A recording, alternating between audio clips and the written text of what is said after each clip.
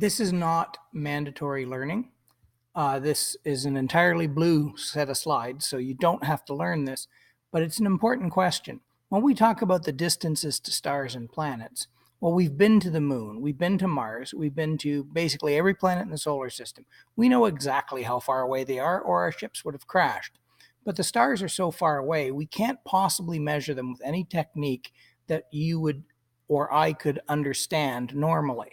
Right? You can understand we can bounce radar beams off the moon and get its measurement very accurately, but there's no way a radar beam is going to return from a star 200 light years away. So how did we get these distances? You don't need to know this. The purpose for me showing you this is to give you an extension and also to deal with something that is very disturbing in terms of the public awareness of science.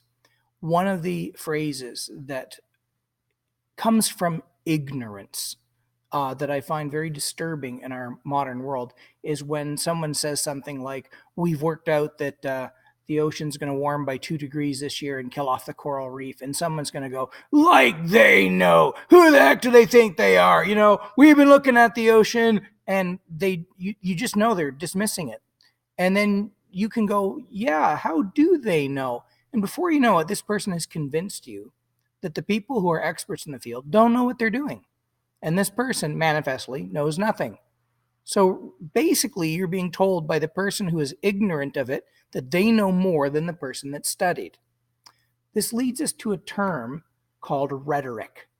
Rhetoric is the power of argument. It's not the power of knowledge. It's how good are you at speaking. So a person who's good at rhetoric can lead an audience on where the person who's good at logic needs more time. So you can imagine a poor scientist like, well, we've calculated that the ocean, and the guy's, oh, like you know, it's like the ocean's fine. Yeah. Well, no, see, when we took our submarine down to the bottom, see, oh, a submarine, eh? Look, I can walk to the ocean, stick my toe in the ocean, it's fine. Well, no, see, really, you can sort of see that the person who's got a gift for manipulating the public is going to blow the person out of the water whose gift is measured, thoughtful logic. It takes time. And this is a real problem in the modern age, that the people who are actual experts at research may not be experts at talking. And the people who are experts at talking, very many of them have no education at all. So scientists are supposed to be skeptical. They're supposed to ask, not like you know. You're supposed to ask the person, how do you know? How did you get these numbers? And then you look at their technique. And that's really important. And if you don't look at their technique, the numbers are suspect. So scientists want to see how other people got it. So here are some basic explanations here. I'm asking for just a couple minutes of your time, literally 2 minutes, 4 minutes, and 3 paragraphs of reading would give you enough to understand how they've calculated the distance to stars. I would never test you on this. The purpose is to show you that the techniques exist.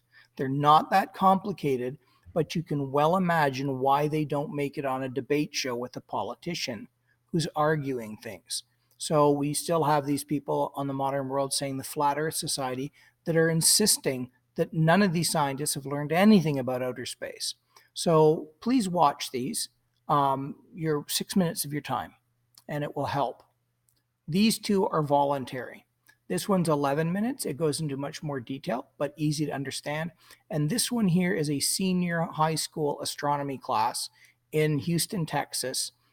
So basically it would be the equivalent to a first-year university or college astronomy course. And if you watch this, it's 4 years beyond your current academic level.